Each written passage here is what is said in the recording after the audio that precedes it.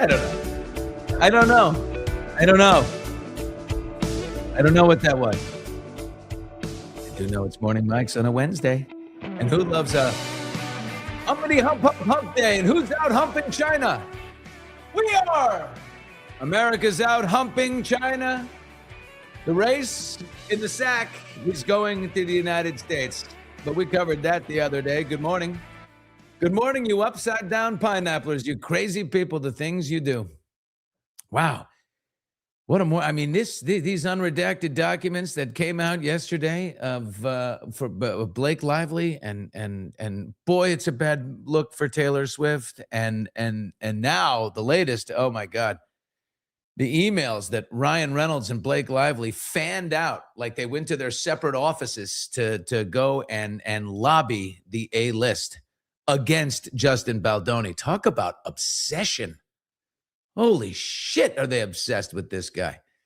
Mama Roll, all the big names will have to testify now. That's the beauty of the whole thing. Mama, the beauty of the whole thing is that it is now public. And so think about how irritated, Taylor Swift was. She went dark and silent on Blake because of the public nature. And now Matt Damon and Ben Affleck. It's just kind of interesting, slightly entertaining to see that the A-list is rolling their eyes and they're peeved with Blake Lively. And probably to a slightly lesser degree, Ryan Reynolds, although they are saying to themselves, like Matt Damon is saying to his wife or to Ben, Jesus, dude, really? Your wife is just running you, making you send us all these emails and stuff. Like, just tell her to calm down and get just a little less obsessed, okay? Taylor Swift will be showing more of her true colors in this one. Oh my God, is that not the case? I mean, here she is. She writes these songs like, uplifting songs about women's empowerment and all this, Mad woman. She calls out how women's anger is delegitimized and weaponized against them in that song, Mad Woman. Really? How about women's anger is like become an obsession to take down some man bun wearing, sissy as she sees it. This is straight up bullying and it's a terrible look. Okay, let's just get into it. We got Zack Peters, who's been devouring this stuff. He's quick to the trigger. He's all over it. The man is a human Google alert. Okay, if something comes, I hear that laugh. Zack, this is nuts. This is nuts. It's and by the way, I hate to say it, but it's like when you see someone dig so deeply into an obsession to take someone else down and it blows up in their face. I hate what it does to me.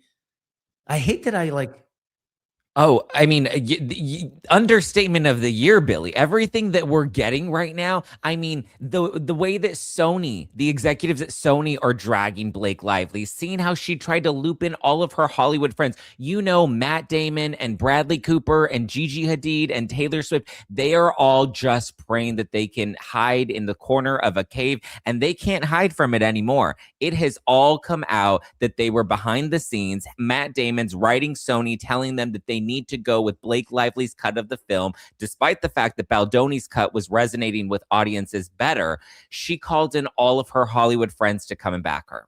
And what's amazing is how, I'm sorry, but the executives at Sony are like such sissies. They're just, everyone is, I fell asleep reading the long email exchange between Justin and Jamie, or the text exchange between Justin and Jamie, and like Justin couldn't go to bed, and Jamie Heath, his partner and producer at Wayfair and CEO of Wayfair, is laying in bed like, dude, I'm trying. And he's like, you've got to get to Sony. Like, what is going on? Sony. So he's like, look, where are the producers, Justin? Like, when it gets tense, now the two guys who are the best of friends, they're getting a little tense with each other. And he's like, Justin, look, I get it. We're the producers. They're just the financiers. If we can't control her, how do you think they can control her? They share our pain. And the text exchange between them, it just shows what a monster, and they use that word, a monster She is. Now, these are the text exchanges, but do you think Justin and Jamie are texting each other about Blake and what she is doing to them emotionally and psychologically, knowing that one day they're going to be public, so that they're like, oh, she's so up? No, these are private. In Blake's case, they become public and it reveals everything about what an animal and a bully she is. In their case, it reveals, the private becoming public reveals what torture they've been going through because of her. Mm-hmm. I mean, and not only that, but we've seen the text messages amongst the crew members, amongst the, other producers. Like, we've seen so many people's text messages while she was wreaking havoc on the set of It Ends With Us. And now, it's interesting that we're now getting the full story, and we're even seeing how Sony was giving her everything that she wanted. And then in the end, I was reading some of the excerpts from the Sony executives that were just like, she has completely epically screwed herself with this promo tour. We gave her everything, and yet she still didn't listen. And in the end, she tanked her own reputation because she wouldn't listen. Oh my God. Yeah, the promo tour,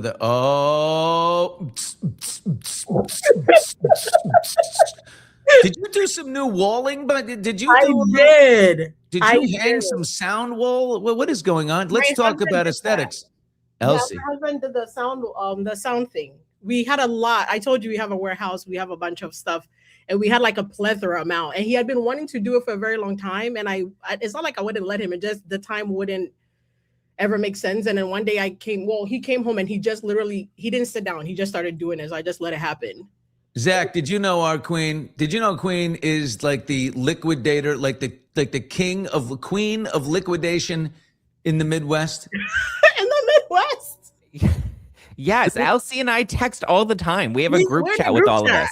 You have half, almost. Oh, half, I feel left out. You guys, Blake Lively and Taylor Swift. I feel like Baldoni. Oh my God.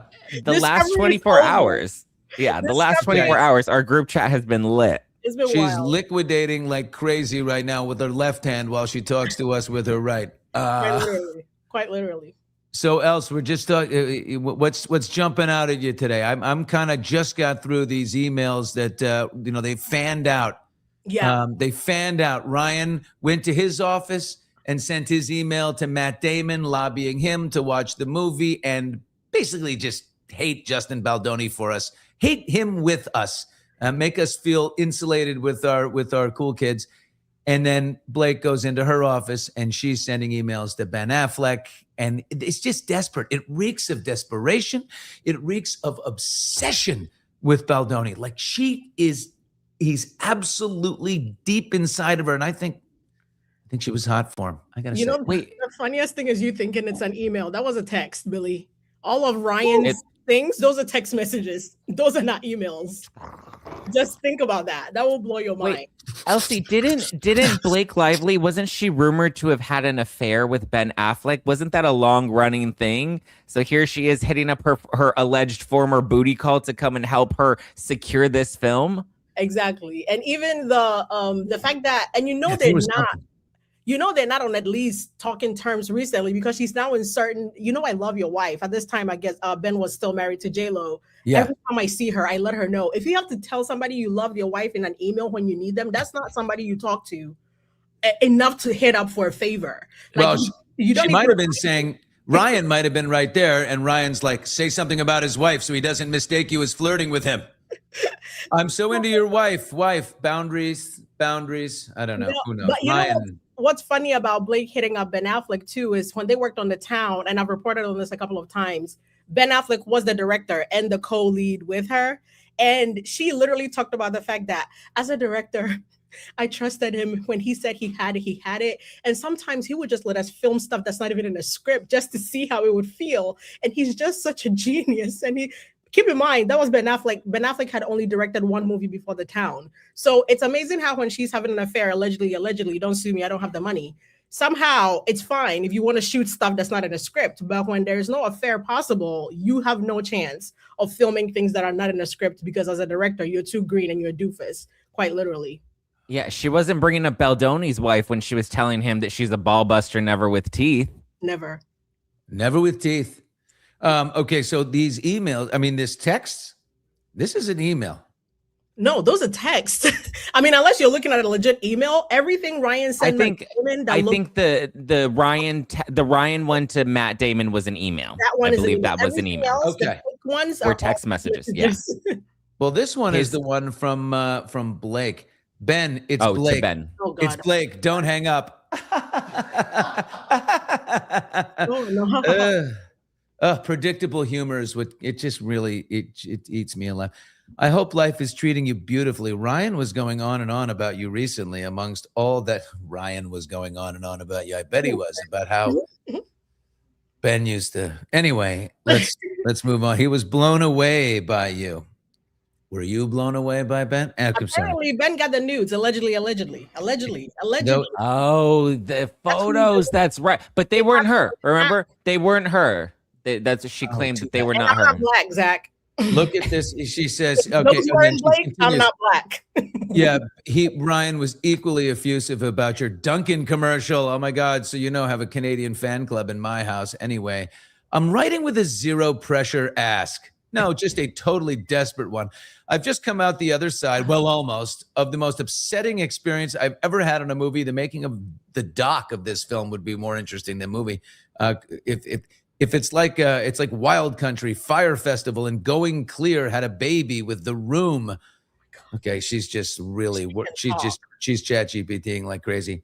Show me a movie that's, anyway, I ended up rewriting and restructuring the entire script. I also ended up having to direct the movie via the chaotic clown director, at the center. Yes, that's all the same person. Oh, and did I mention he and everyone on the movie, they were in a cult. If I would have, this is so crazy. If I would have just formally directed it, it would have been much easier. But having to troubleshoot through his taste, ego, and pre-existing decisions made it so difficult. This thing goes on and on. She says, if you have an hour and 58 minutes, I'll send you a Pix link so you can watch it. I'd love your opinion because you're the man when it comes to this stuff. It does cover domestic violence. I'm just warning you. Poor Ben. Ben's very fragile. I'm not sure he can handle it. Jennifer, I'm a big fan of Jennifer. Have her, if she's watching it. So she goes and fans out there. And then, of course, Ryan writes his to Matt. And, this is an all-out campaign. And the funny thing is that what's interesting to me is Blake alleges this organized smear campaign by Justin Baldoni. And really what is being revealed here is how organized and how desperate an operation she was. Yeah. Yep. Down to the fact that she calls it a cult. And in the email, I guess text messages from Matt Damon and his wife, when they write back, and they're going back and forth with her, they literally say, you can come join us. We're a cult, pretty much. But we're a nice cult. Like, we're a cult of nice people. And I'm like, okay, so all of a sudden the cult issue is fine, but you compared somebody's religion to a cult. It's an actual religion. It's very insulting. It's downright detrimental. And it doesn't seem to faze you when you do it on the other end. And recently, what's the lady's name with the face? The other one. Zach, what's her name? She was the lady with the face? Which lady with which face? Very difficult to look at. Jenny Slate. Her. That's what I thought, but I didn't think the face. You should have said the nose. You should have said the nose, and that would have clicked. I didn't want to do the nose, but she's just very difficult. Nightmares. Nightmare. Who has nightmares? But she gives me those. She recently, Billy, you made me shed a layer. I can't believe this. We got a nip slip. She was recently on a podcast where she's like, I would join a cult in a minute. Like, I love nice people. I love when people are kind and nice. And I was like, Jamie Heath offered you $15,000 to pay for your apartment, and you try to get fired for being too nice. How dare this black man give you some money? What are you talking about? You want to join a cult now? And then you compare the religion to a cult again. So it's today is this, is tomorrow is that. But I mean, anywhere, everything they showed in those text messages from Blake and Jenny, I think I'm frozen. I'm going to come back, but I guess you can still hear me. Yeah, but we still got some audio. Isabella Ferris, I don't know if you guys got to Isabella Ferris, Deposition. That was scary. Oh, Isabella Ferrer. Yeah, that was scary. The little one. Plays the little one. She had some scary moments in her Deposition if you got a chance to look at it. I don't know if you guys got a chance, but she talks about how she's clearly biased. She admits that. She says now she has a bias. because of all the information she has now from what she's heard from Blake and everybody. And there's rumblings. I'm alleging this, but she's taken pictures recently with a young Alex. I can never say his last name, and they look very chummy, almost like they're in a relationship. Aren't and they? I have no confirmation. My only confirmation is he's holding her waist in a picture, and that's a little too close for my comfort, like for just friends. That's the only confirmation we have. But she claims in her deposition that Alex told her, "This camera will not let me be great. That's fine." That Justin, you just keep dropping into a radio show, and it's fine. Justin pulled him to the side when they were on their way to New Jersey one day to film. I think the first day of filming, and was like, "Hey, I want you to really get to know Isabella," and winked. And for her at that time, she didn't think any of it. But now with everything Blake Lively and everybody is telling her, she thinks that Justin meant sexually inappropriately. What? Yeah. Your director telling you and the person you're going to play your love interest, get to know her is like a no. Like you're going to be comfortable. You have to be comfortable. Yeah. Yeah. Take her out to lunch, get a little vibe, understand what, Exactly. And then they ask her, what was the text you sent Justin when you claimed, the set was comfortable, everything was safe? She's like, well, she gave the most Blake Lively answer possible. Two things can be true at the same time. I said, Oh my gosh, she's been indoctrinated. I wanted to throw up in my mouth. You can't say that you feel safe and comfortable and then you don't feel safe and those are two things that cannot be true at the same time. Exactly. It's one or the other. Babe, she gives context. She says, I felt safe and comfortable as an actor to explore the themes of my job, but on a personal note. And I was like, wait, why are you trying to get comfortable on a personal note? Your job is to be an actor. If you felt comfortable to perform your duties as an actor, that's all your director owed you. Yeah. But so they're like, and then she says, and I think it's also excitement from being my first time on the set and the production. Like that's why I sent that text. I was like, oh my God, you've been dipped in Blake Lively, Ryan Reynolds culture, because that's not what you meant when you text that man. You genuinely meant what you said. And then they asked her, so did you feel uncomfortable in the moment? She's like, you know what, I don't know, but I think I was. I'm not even sure if the intimacy coordinator was there, but we have you in interviews saying the intimacy coordinator was there. She kept making sure you were drinking water, making sure you were comfortable. She didn't know what was happening to her in the deposition. She did not know what was coming. She did not know what was happening. I think two things can be true at the same time. But just not here. You honestly, you have a vibe. You know what you're feeling. The letter that she wrote to Justin was effusive, and you're either like split personality human being, or you're trying to play both sides. And I do understand a young girl just being like, Blake put her in the position of having to say something.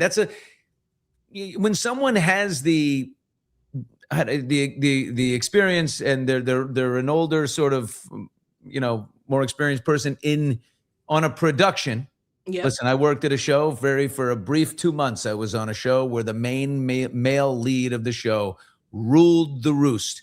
And he ruled it in a way that you just wanted to fit in. You almost wanted to go unnoticed, right? You just wanted them to like you, and you'd say something like cute or funny and then get the hell out of there as fast as you can. Yeah. This is what Blake can do to Isabel, and she wanted to please her, and I understand that. She's also very young. I mean, she was in her bed. Well, not only that, she but wants Blake to work brags, again. She may just Blake be a brags about because she wants to work again, so she writes Baldoni and Wayfair, which are making a lot of movies. Like, you're amazing, you're amazing, everyone's amazing. Please call me for the next one. Exactly. Well, in the PGA letter, Blake admits that she got Isabella the special credit that has only been given, 6 times in the history? Yeah. And so you can tell that there were benefits that Blake was offering them. Yeah. We had Alex Sachs who said that Brandon Sklenar and Isabella Fair were wrapped around Blake Lively's finger. She's clearly dangling things in front of them and showing them the opportunities that they have. And the fact that Isabella can be on a set and she can say that she felt so comfortable and had the best experience on her first big major film, and then suddenly go and talk to somebody like Blake Lively and not realize the indoctrination that then happened there, and then now has revisionist history and is going back and picking apart every little thing, and suddenly she no longer feels safe and comfortable. No, when you're there and you're feeling safe and comfortable, that's your experience. Your experience doesn't just change because somebody else then manipulates you into thinking that maybe there were other nefarious things that were happening. And that was always the speculation. We always believed that Blake Lively, when she was having sleepovers with Isabella Ferrer and taking her out to dinner and they're hanging out together and wearing each other's clothes,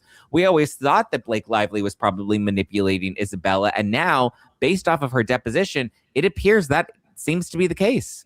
Not just the peers. The other thing, I guess I'm dropping all the bombs, is Alex, the young Atlas, is of the Baha'i faith. That's documented, right? And so if you guys remember when Isabella Ferrer was trying to keep her deposition out, she stated that something somebody told her cannot come out because of religious reasons. Trying to say what Alex told her, she cannot let it come out because of his religion. The problem is Alex is of Justin and Jamie's religion. Yeah. It makes sense to me if at the time when Isabella was blabbing her mouth to Blake trying to fit in, she had no idea litigation was coming. So in order to fit in, let me tell Blake, Alex even told me, Justin told him to get close to me and winked at him. And now that you have to say it on record under oath, you can't say that again. But there is text message of you saying that. So you have to now repeat it in a deposition.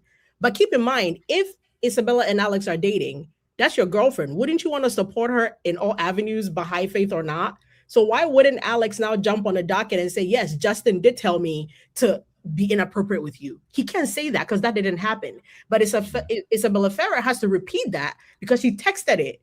She either has to lie and say it never happened or double down on the lie and say it happened and deal with the consequences. And for all intents and purposes, she's done. She's going to have to go back to the restaurant industry. Shout out to her.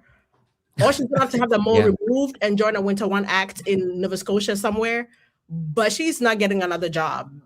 Blake blew up everybody's career. I mean, even look at Taylor Swift's image is completely tarnished now. Everything, looking back at her fight with Kim and Kanye, looking back at her battle with Scooter Braun. Like, let's pick apart those text messages for a second. She calls Justin Baldoni a bitch. Remember, she wrote her essay about how Kanye calling her a bitch in the song was so offensive, and yet here she is flippantly throwing that term around. And then you have her battle with Scooter Braun, where she rose hell because even though she signed away her music to Scooter Braun's company, that was like, it was crazy. He took her art away. And yet here she is plotting with Blake Lively to hijack this movie from this, as they describe him, clown director, this doofus director. So it's like all the behavior that she's come out against all these other men. Now you see Taylor Swift, the real Taylor Swift, please stand up, because we now see you for who you are. You're now being exposed for the same shit that you were calling people out for before. I think also, well, look, I have to say, let's just put a disclaimer out there, just that no one's perfect. I mean, I've sent a that's a stretch, text. Billy. I've sent a bitch. I speak for you. I've sent a bitchy text or two. I'd hate, like in life. I mean, we've all sent you don't want that, a shit talking text, whatever. But Taylor, you felt, I mean, you know that she's got this in her, and this is confirmation. Professional victimhood. This is confirmation to a lot of people, right? Professional victimhood. She's made a lot of money on victimhood. A lot of songs are about every Grammy she got. 10 years. Oh my God, I didn't see it coming. Oh my, what? I have fans. What? Like professional victimhood. It was so performative. And now she's been exposed by her bestie of 10 years. Blake Lively came and she got the black light and put it all over Hollywood. And we're seeing how fake and hypocritical all of these Hollywood bullies actually are. And it's just one big circle jerk to protect each other. But now Blake Lively has exposed it because we've seen the text messages, we've seen the emails, and we know how they'll go to bat for anybody and shut down who they perceive to be the little guy in Hollywood. Okay, for those people who don't who are new to the situation, Taylor Swift did not sleep well last night. There's no way. And Travis Kelce slept. He didn't sleep a wink because he was listening to the whole thing. But so many problems. Her texts to Blake are basically threefold, right? She texts to Blake, Justin never should have let you select my song for the trailer. Oh my God, what an idiot. Like I'm your friend, not his. Like exactly. This gives you the upper hand, the appearance of control.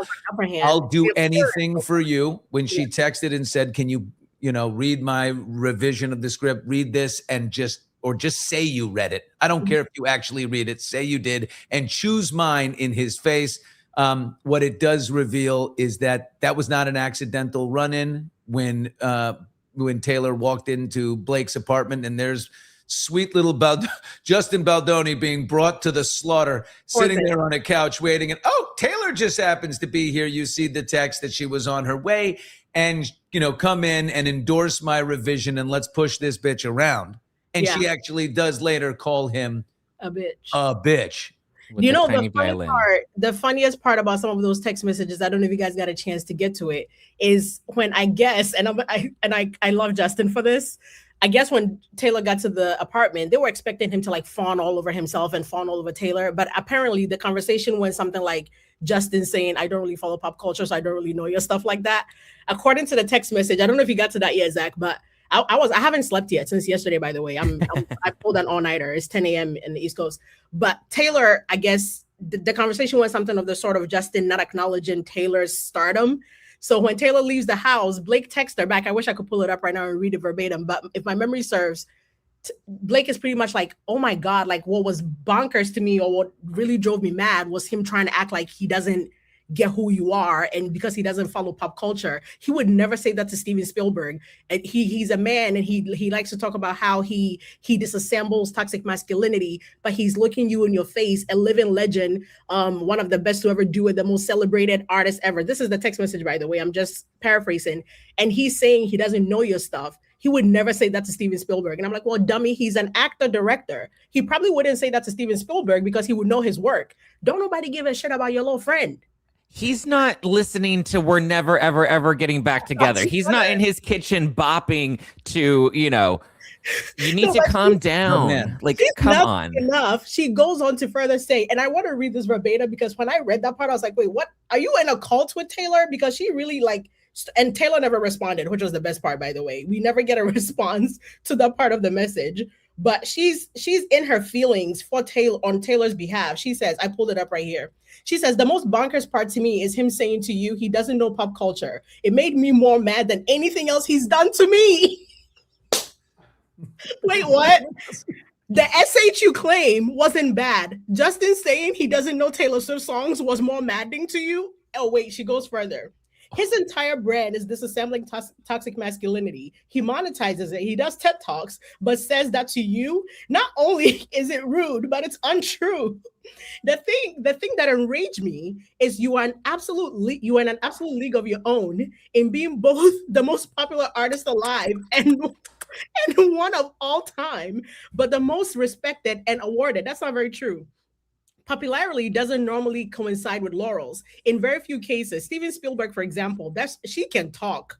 Do you think for a moment he would have felt comfortable enough saying that to him, even if he didn't know his work? You would never make a point to say to Steven Spielberg about his work that you don't know it because you don't know pop culture.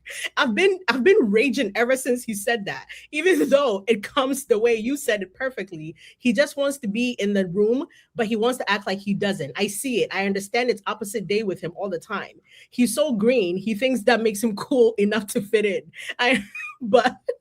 But no, fucking enthusiasm, fandom, and respect for those killing it shows that you're confident enough where you are in life. I've also been raging about the NYU thing. Honestly, I want to retroactively take you out to dinner. Wait, she goes, I love you and my baby so much that protecting your hearts and minds sometimes is much less forgiving. I'm much less forgiving when it comes to someone messing with someone I love. Wait, what? All of this because that man said he doesn't know Taylor's music is nuts. Well, at the base of it all is that you got to know the totem pole, the hierarchy of these. And, when she's speaking about Baldoni, it's a shit on you. You are nothing to me on the totem pole of Hollywood. You're a loser. You're not in this club. And then she's, I guess, savvy enough to know when I'm writing to Ben Affleck, there's going to be some ass kissery to Jennifer Lopez. There needs to be some, oh my God, you're a great director. Your notes would be an amazing thing if you could possibly don't delete. It's just me, Blake. Hi, don't, she knows where the lips go. The lips go up.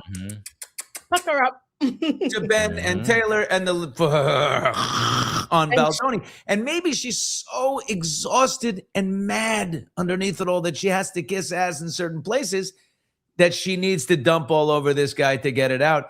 And you know, that letter to the PGA talking about that you mentioned earlier, Zach, the list of every it's diabolical. It's obsessed. I mean, she writes a 10-page list. I did this. I did this. I moved the craft services table 10 feet over because it was in the way of the shot. I mean, she has an amazing view of her abilities and herself. It's unbelievable.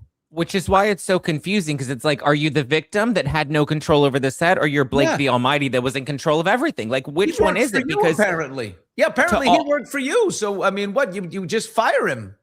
Yeah. She fired other people on set. I mean, and she's over here telling all her famous friends that she's running this show and she has to deal with him and she has to fix all of his issues. So much so that in her PGA letter, she talks about how she's the one that managed the politics on set and she's the one that managed the HR complaints on set. So then it's your responsibility to make sure Jenny Slade and Isabella Ferrer and you yourself were protected and safe on set. You controlled all of the wardrobe. So if you controlled the wardrobe, then guess what? Why was there ever an issue with wardrobe and your boobs being, or him staring at your boobs when they were fully covered? Or, you know, if when she was giving birth, she said she had a piece of fabric. You had on underwear. It's like you had on a bikini, ma'am. Why would you say I had on a thin? I think that was to dredge up an image. And then TMZ did her a very, very big favor by blurring her thigh. What was that? She had on a piece of underwear. And guys, she had on a black. It wasn't like a black piece of thing covering her. It was full black briefs. She had black briefs. She had on full on underwear. But also, get this, she wasn't actually giving birth, guys. There was no baby coming out of her cootie cat. Can we get that clear? Why are we acting like there was a baby coming out and everybody was looking? There was no baby. It's a movie. It's not real. Yeah, it's a simulation of a birth. Yeah. The intimacy. Elizabeth Talbot, right, the intimacy coordinator, she said, well, you don't need a nudity rider because there's no actual nudity means if something that can be seen that a bikini would normally cover, which means boobs and cootie cat, as you said. Cootie cat is the best. I need to start charging you for these terms, Billy. I feel like every time I show up here, you get a. May I borrow that? Can you waive the licensing fee? I'm waiving it. I'm signing my rider. You can have it. I'm not sure it comes out of my mouth as well, as beautifully as it does yours, but but Blake said, well, there's a high hip reveal. There's a high hip reveal here. So it kind of does. And therefore this is an illegitimate shoot. Basically, this should have been covered. I should have been protected. And I wasn't protected because we saw a high cut. We saw your side.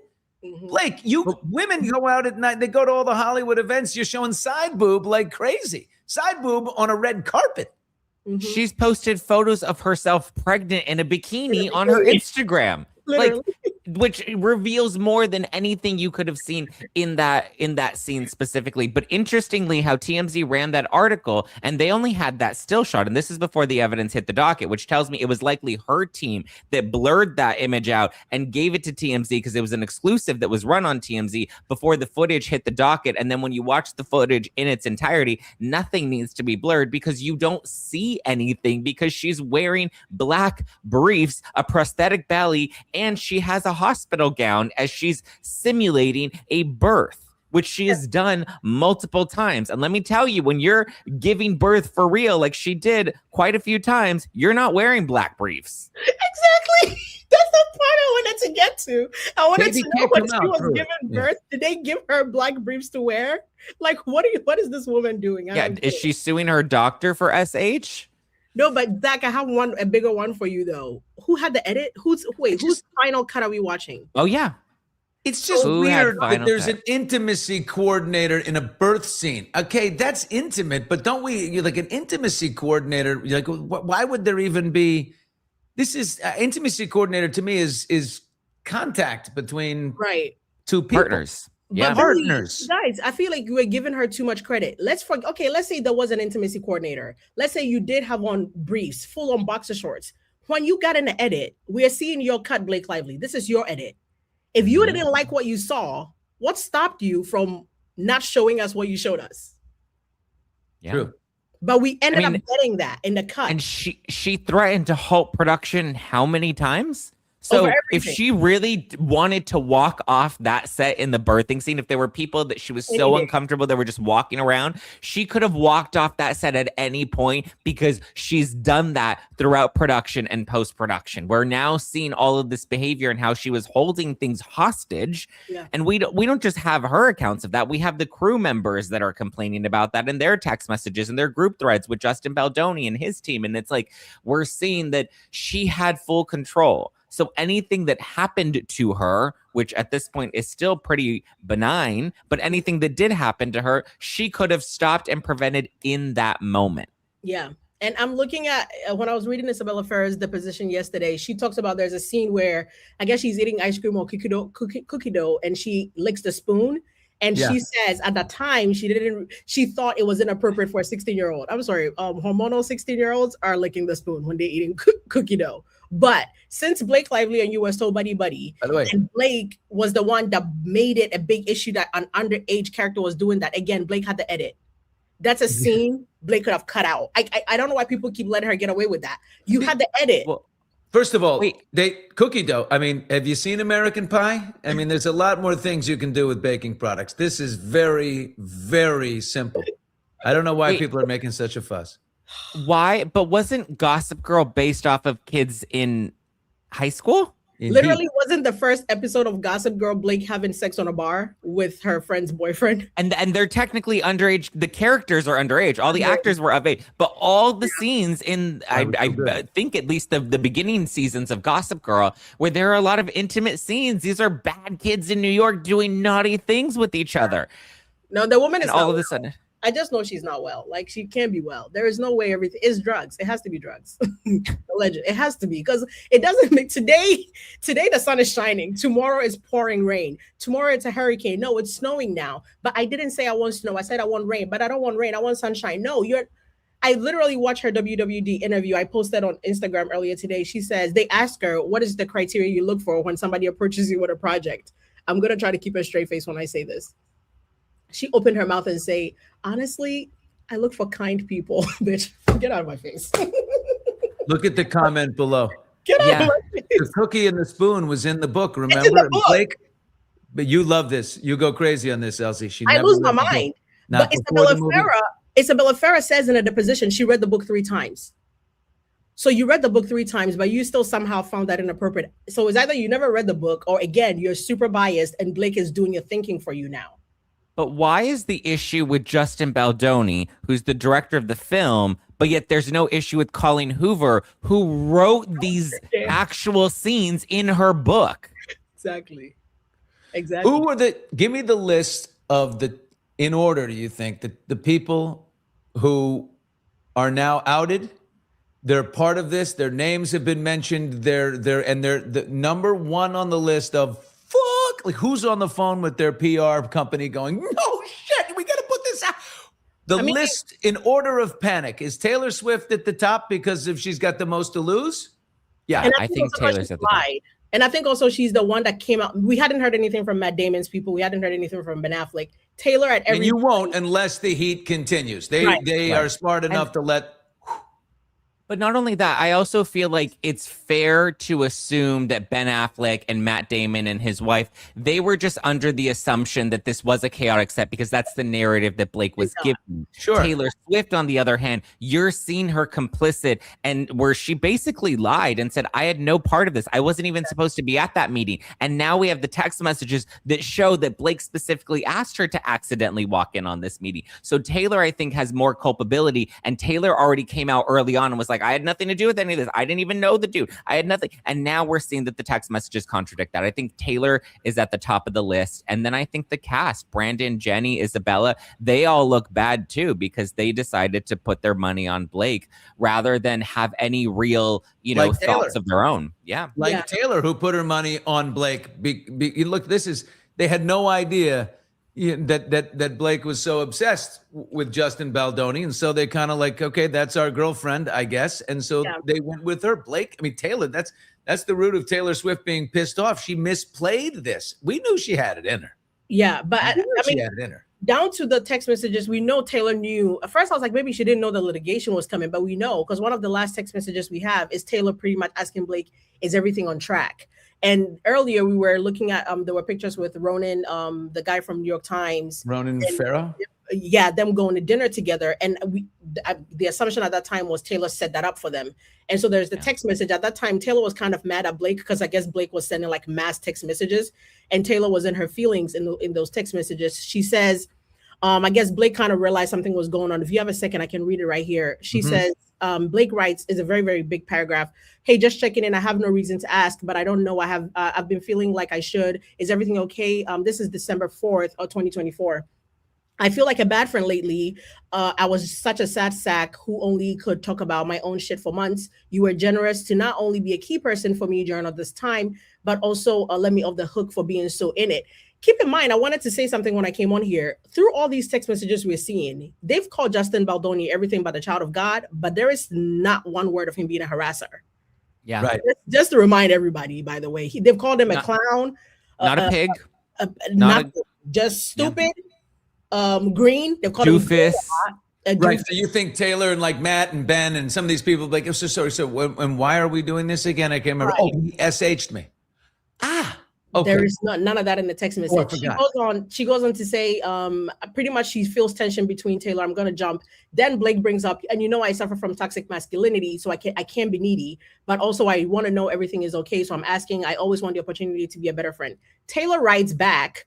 About an hour after she sends that message, no, you're not wrong, saying there is some tension, but it's also not a big deal. I think I'm just exhausted in every avenue of my life in recent months, has been feeling a little bit of a shift in the way you talk to me. Yes, there has been a lot of Justin stuff, but I've been through this, things like this before. I know how all-consuming it can be. It's more like, and I feel really bad saying anything about this because your texts have been so nice in their intent, but your last few, it's felt like I was reading a mass corporate email sent to 200 employees. And I was like, Taylor sounds very needy to me. Does she not have actual friends? Like, could Blake actually be her only friend? Because I'm not surprised. Like, I'm very surprised she is reacting like this to Blake not texting her. You said the word we like 18 times, and I felt awful. I feel awful to be in any way critical in your process right now and everything you're going through. I kind of miss my funny, dark, normal speaking friend who talks to me with her normal self, not like a plural unit. When it's a group I'm hearing from, I feel distant from you, not just geographically, then everything is redacted. Then Blake writes back, she thinks she's funny. Dear valued customer, thank you for your feedback. We at headquarters are reviewing your concerns. It is funny. And I gotta say, she was finally funny. She's attempted so many times, but dear valued customer.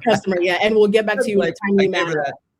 But this is how I know shit is not that serious, because if you were going through what you say you were going through and your friend responded that back to you, I'm not writing back, dear value customer. This is supposed to be a serious moment. It's not that deep. That's why you wrote that. That's why I didn't find it funny. Haha. It's kind of like, shit must not be that serious if you have to write dear value customer. Or she doesn't know how to read the room. Exactly. For real, though, you're right. I literally deleted. Blake says, and at this point, Blake is saying she started feeling paranoid because at this point, she now has Janable's phone.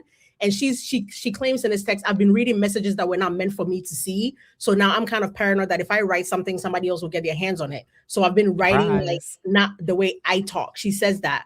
And then she says the track is very violent heavy, which is funny because Taylor talks about the fact that this bitch feels something is coming. So he's grabbed his tiny violin. Point is, I'm being stupid, paranoid, weirdo, felt blah, blah, blah. I'm sorry. Then she says, I'm sorry to our kids. Fuck that guy and fuck his whole gaggle of supervillains. You've got enough on you. You don't need to write back. I hope you're done with like suitcase living, because I guess she was on tour at that time, and rest up your kneecaps and whatever. Then Taylor responds back, your first paragraph took me out, the dear value customer. I only sent you the unplugged version. Then Blake says, I sent you a voice memo. It's kind of like a mini series. Taylor says she's going to bed. She will listen to it later.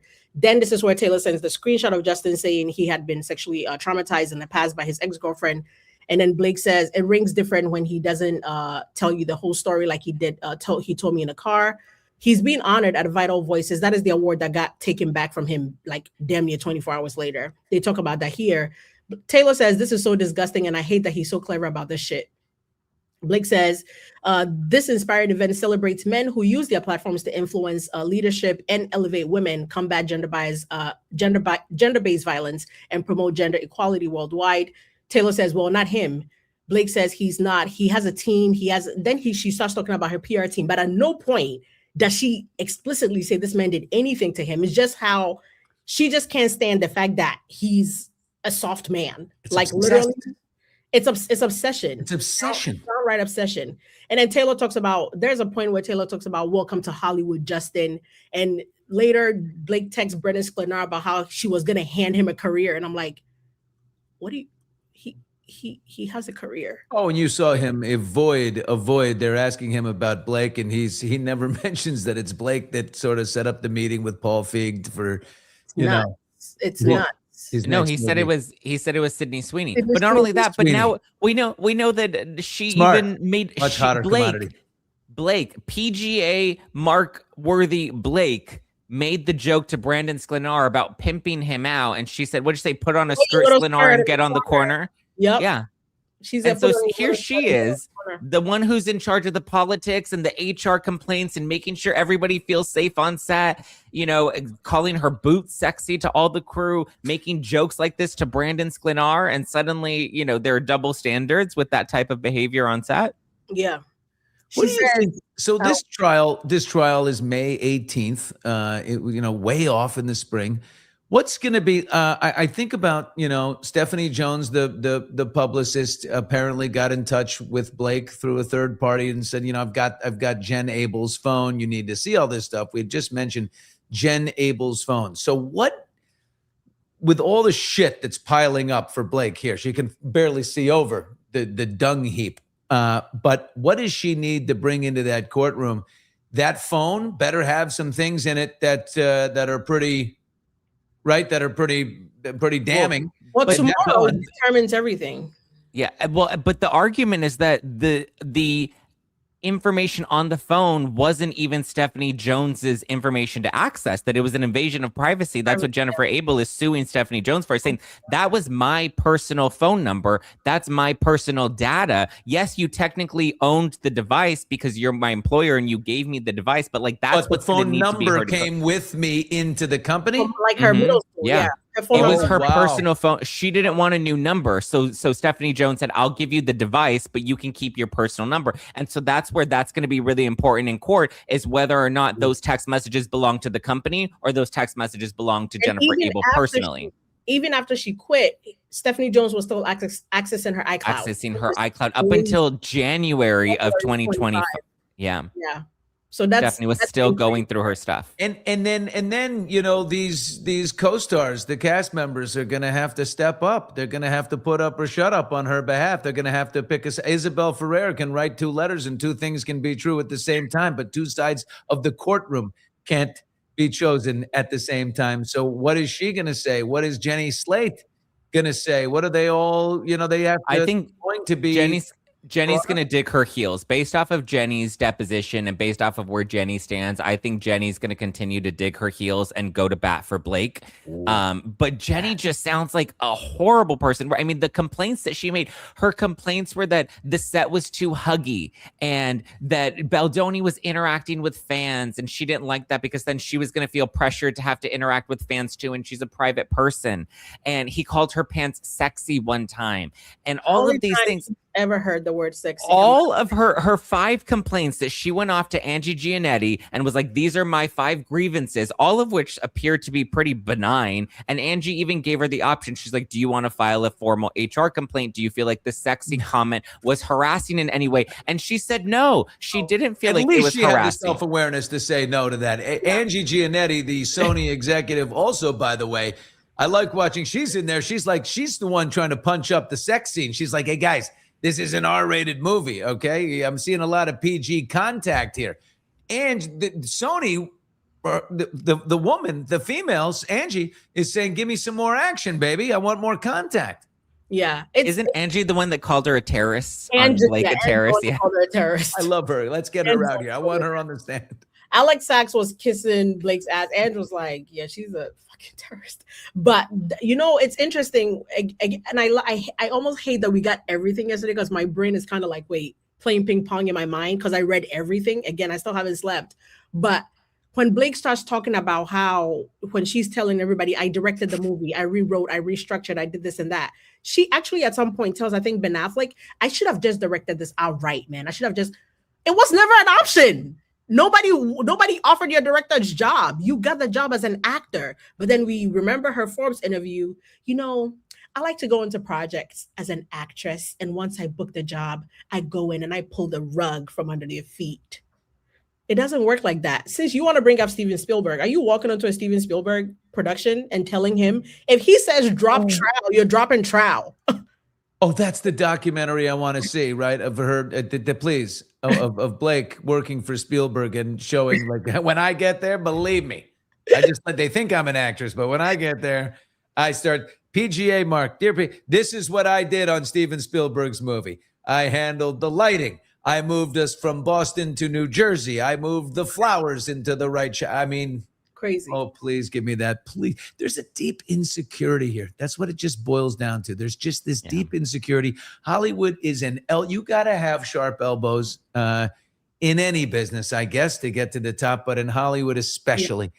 And there's a totem pole and it's constantly moving. Certain people stay at the top. Blake is in that middle-ish, maybe a little above the middle, and she sees the top. She lives with the top. Her best friend is the top. Yeah. She's writing emails to the top, right? You got Ryan, Ben, Matt, J-Lo, all these other names, Taylor, the biggest maybe of all, and there's little Blake, and she's within reach of all of these people, but she's not one.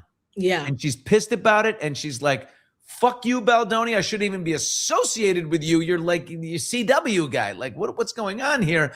I need to assert myself and let all these people know that I saved this movie. I'm kind of one of you. Yeah. You know what I mean? It's desperate. And I think I think the fact that Steve Sarowitz being a billionaire is also something that will always hurt them, because they were not prepared for that. They were not prepared for like an untapped potential of money just gonna come. And again, this litigation is something we've all said it 100 times. She never thought we would be here a year later. I think in her mind, this was a 2-week process. She was gonna drop this December 1st, 2024. By New Year's, she's eating turkey and everybody is doing her, like everybody's begging her to give her a new job. And she 100% thought that was coming. Because even Taylor had asked her. Factor she did not see coming. I always think about this. Ryan Holiday, who does the Daily Stoic, he's a friend, and he wrote this incredible book about the takedown of Gawker. And Peter Thiel was not, out with his sexuality, but people, if you knew, you knew. He's a big time, San Fran investor. This guy, he privately funded the lawsuit of Hulk Hogan. Now, Hulk Hogan had that, there was a sex tape involving his wife, and Hulk Hogan, him and another person. And so Peter Thiel had been outed by Gawker. And he saw and he stored it away for 8 years. I'm going to fucking get these people one day. This website, this Gawker site outed me. And he waited and he waited and he waited until Hulk Hogan was in a lawsuit against Gawker. And Gawker couldn't understand it. They're like, wait a minute. Where does he keep getting all this money? We keep doubling down. He's got no money. We were a big company. We should be able to take him out. Thiel was paying for the whole damn thing, and he brought down Gawker. Now that is what I'm talking about. That is some kind of stored away shit. Yeah, I think that's what pisses them off, and especially Ryan. You can tell whenever they talk about Steve Sarowitz. When Claire Yu was recording him, and he talked about how I heard Blake and Ryan are paying for everything, and Steve was like, "It's my money. What are you talking about?" Yeah. Here. Oh, that was my favorite part of Steve's deposition was where because Blake said that he was non-essential on the set during the birthing scene. And he's like, non-essential? I paid for her salary. He's like, should I give her my address so that she can send me my money back? Tell me I'm non-essential. I paid her. He said, I could give you my address, give it to her, and she could write me a check. How about $30 million? I said, damn it, Steve. Damn it, Steve. And you can tell, like, Steve is the billionaire type that, if you run into him, you can't tell he's a billionaire. You have to see his bank account to know. But the way he talks to Blake and Ryan, he would never talk to a typical person like that.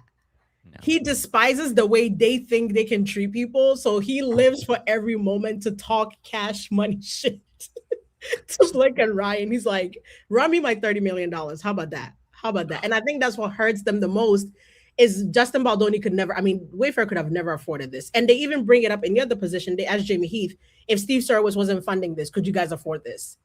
They're like, but he is. So what's up? Yeah, it's an untapped fountain. The money is not running out. He's not stopping. That man said he will go to the ends of the world to defend his people, and I think that drives them nuts. Sarowitz is the man. I mean, none of this happens for Baldoni without Sarowitz. I mean, he is the white knight. I mean, this guy's incredible what he's done for him. But by the way, it made me think earlier. It's like, Ryan's writing Matt Damon and lobbying him, bring him into the circle, and and Blake, her alleged, ex-fling, Ben Affleck, she's writing and praising him and kissing ass. Baldoni really needed to write one person, just one person, and this would have been over, and that is 50 Cent. And everybody knows it. You write 50, you get 50 on your side. Many men. He will lay waste to Blake Lively and Ryan Reynolds. They'll be sitting in the shrapnel like, oh. I've been called 50 Cent a couple of times in my comment section. People have suggested I need to get together with 50 Cent and make a documentary. They would pay money to see it. There's only one person I will never fuck with in any way, and it is 50. He's unhinged 100%. But I think this is something that needed to happen in a way. Yeah. Everything had to happen the way it did. And in some of the messages Justin texts his friends, he was like, he feels like God has forsaken him pretty much, like what is happening. And at the time where he thought he needed God to step in, had the intervention come then, he could have been suffering now. But I think because he could have never imagined the support he would get. And I always make the joke, I feel like moving forward, celebrities, if they get into trouble, are going to ask for the Justin Baldoni package, and money can buy that. Because nobody got into this for everybody was like, just the math is not mathing, the science is not sciencing, something is not right. We're going to get to the bottom of this. And the amount of money they were ready to put towards PR couldn't have bought this type of PR they're getting. Right. They couldn't have bought this type of help. So I think everything happened the way it happened, and it had to be him. Any other director could have gotten themselves in this position, and this case would have been over. Because I don't care. I don't know you like that. I don't know that I'm waking up to defend another person like this. But just something about this never sat right with anybody, So I think, exactly. It had to be him. It had to, and it's almost weird to say he has to wait for everything to be done for him to get his glory or whatever. But it had to be him, and it had to be Wayfair, and it had to be the way he handles his business, the way he's gone about his career. And I think Blake Lively keeps forgetting, if what you're saying is true about this man, he's been in this industry since Aladdin days, since he was Nickelodeon, since Disney days. I'm sorry, a year later, there's not a Me Too lady jumping up out of nowhere.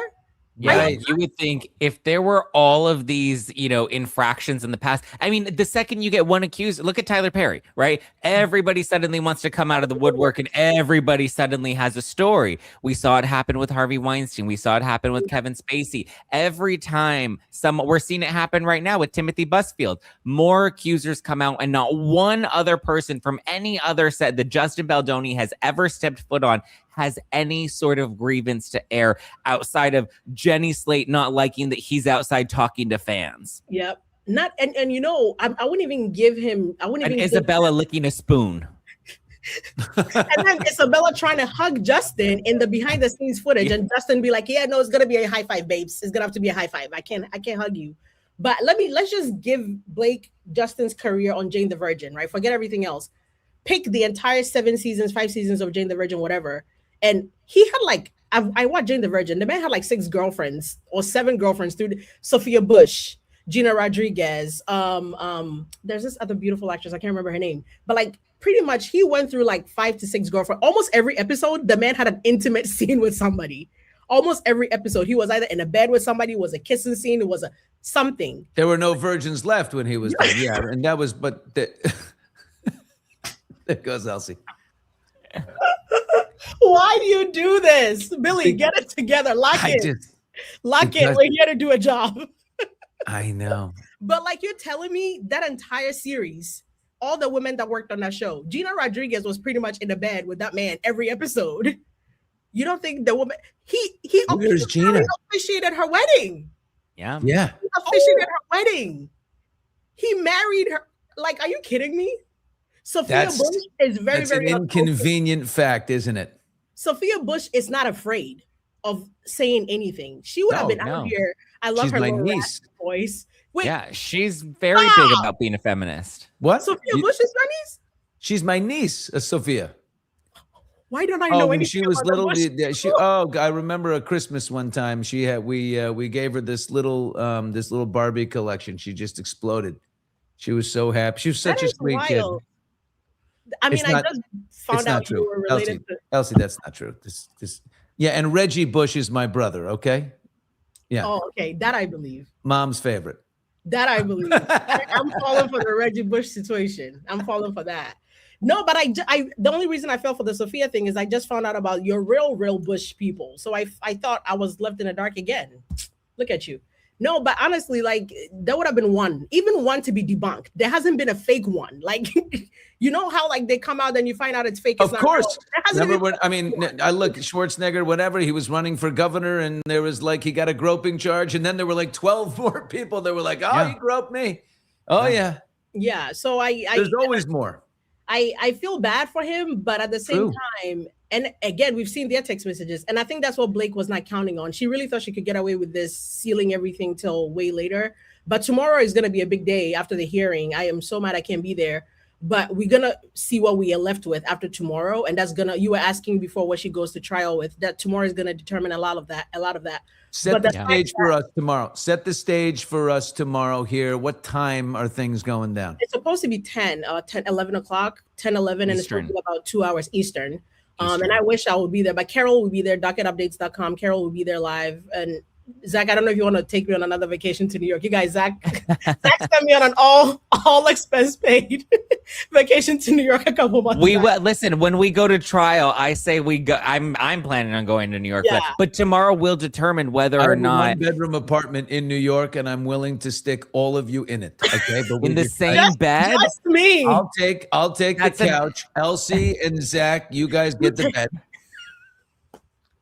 I'll bring a sleeping bag. We'll do it Korean style. I have a mattress. I have like a little thin futon mattress that's under the king size bed that pulls out. So that's a bed, couch, floor, and you gotta have so many requests now. Donna Bowling, and Zach. You guys are close enough. You guys can have the bed. We'll share the bed. Elsie, I'll do the couch. We'll give you the mattress on the floor.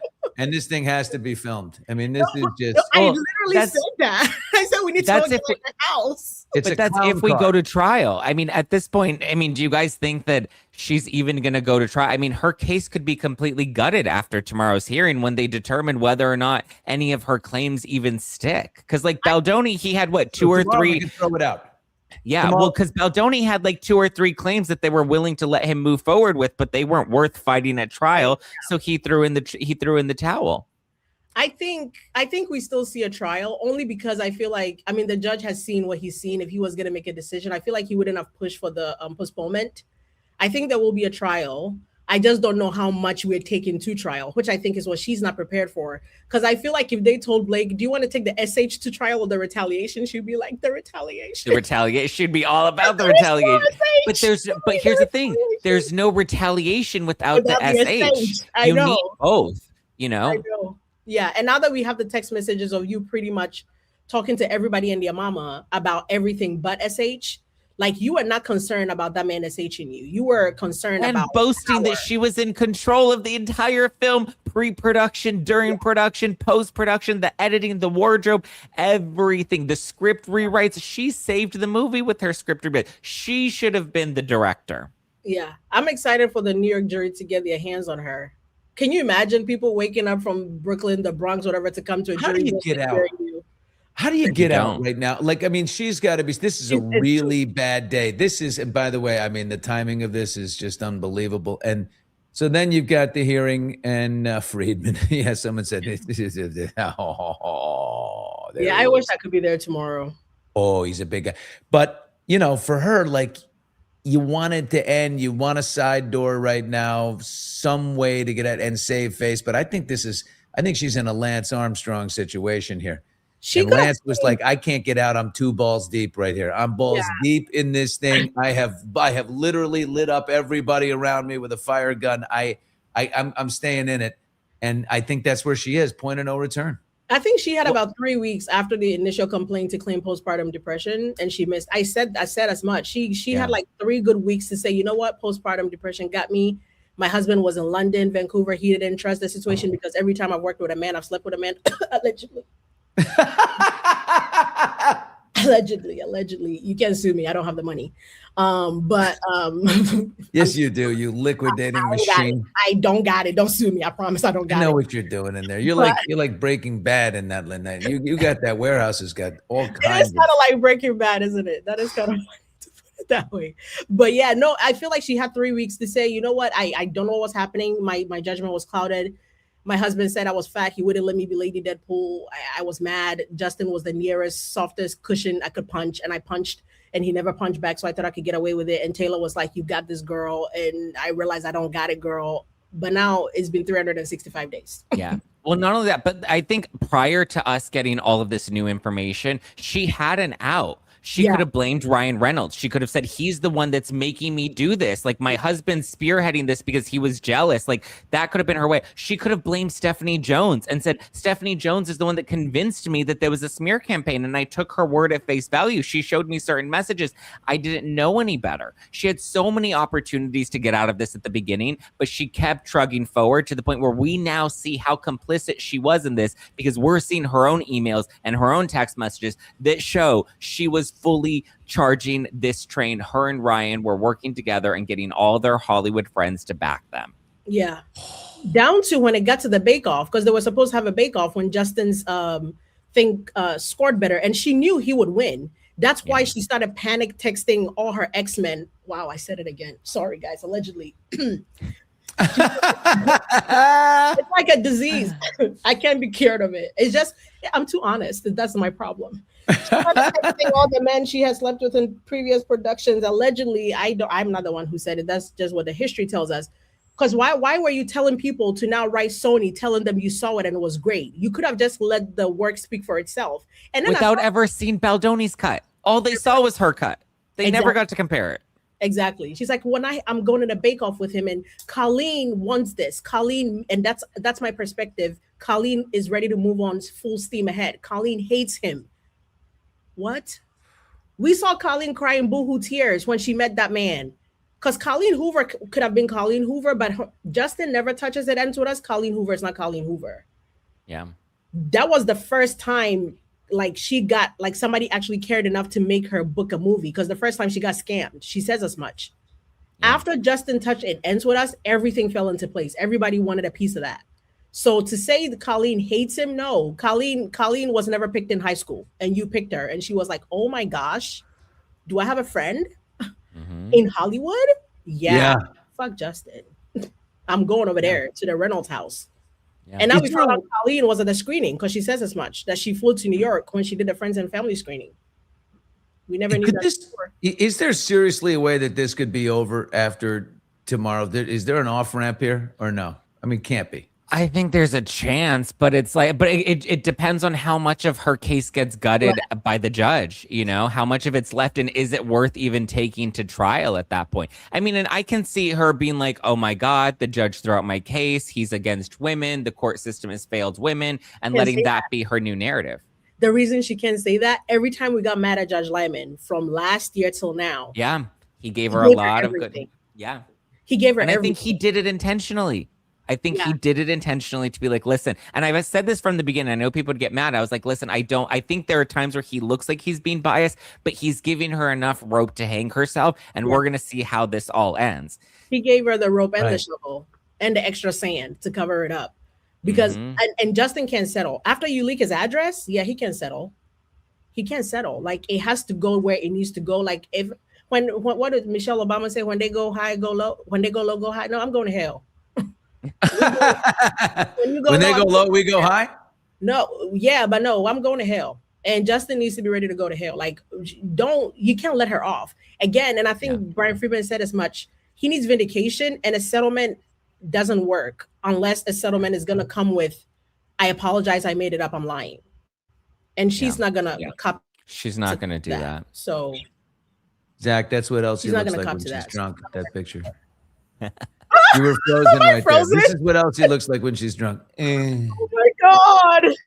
When she said, Save "Too many me!" Cuba Libres. No, Yes, you did. I have to change my computer. I'm actually doing that today, but I think my camera left me again. But no, she can't. The settlement cannot happen unless she's copping to everything. Ooh, well, we'll be watching. It'll be amazing. Okay, Zach and Else both, guys. Thank you so much. This is amazing. At Just Plain Zach on YouTube.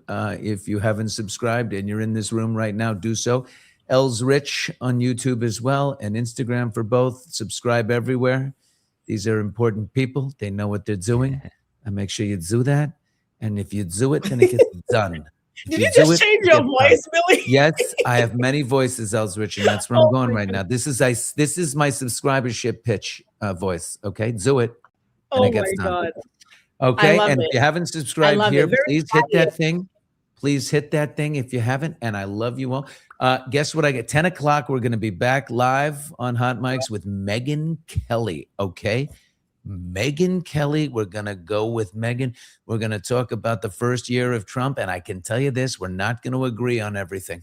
We're not going to agree on everything, but I'm going to try and show the world how to disagree, because we've got to learn to disagree again. In a more copacetic way, a friendlier way. She's a tough one, Megyn, but we'll do our best at that. And she also loves the pop culture, Zach. So we'll she just followed me yesterday. She followed you? Yeah. Oh, she likes the Taylor tea. I'm like, Megyn, hit me up. I'll come on the show. Absolutely. Ching ching ching. I'm gonna text her. I'm gonna text her on your behalf. You should go in there. Zach is putting on a little skirt and pimping himself out to Megyn Kelly. I love it. On the corner, like Blake Lively told Brandon Sklenar. Yeah. Live your best life, Elsie. Bang. Be on that corner and shake the pom-poms. Elsie, we do what we have to do. Where are you now? In the closet somewhere? Are you like she's in the basement. No. She's in the basement. No. Liquidating. I'm still sitting here. It's just my computer has been doing this thing where, like, if it's, I don't know. I mean, I've had this computer for about 5 years. I'm going to the Apple store today. I'm changing it, but it starts to like lag. Yeah. And then like you're too important a voice to have an old computer. So let's go take it. Just I'm doing that today. Also for the liquidating. Yes. Okay, guys, I love you so much. We'll be back then. I can't thank you enough. Thanks, Billy. You're the best. Bye. Have bye, a great honey. morning. Bye. Thank you. Bye. I want to just hear that voice all day, just like in an AirPod. You know what I mean? That was three of you together. Huh? The three of you together. Oh, it's just so good. Yeah, I love them. Really interesting too. It was good Let's see stuff. what happens. Let's see what happens. We managed to find 3 boxes on here, which is pretty good. So Megyn Kelly at 10, I got to go shower. Got to get that ready. Don't you hate it when you're talking and all of a sudden your phone has been dictating the whole thing? Look at my phone. Look at it go. It's listening to me the whole time. I didn't hit microphone. And then you got to press the thing and you got to hit select all and then you got to hit delete. Nice try. Whatever you're trying to do to me. Guys, thank you. What a day. I'll be back tomorrow with so many thoughts, and they'll be back in the court tomorrow. We'll have reaction right here.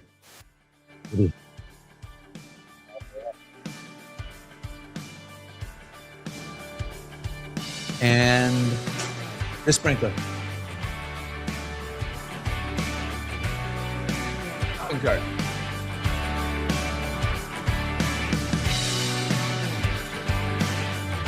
The lawnmower.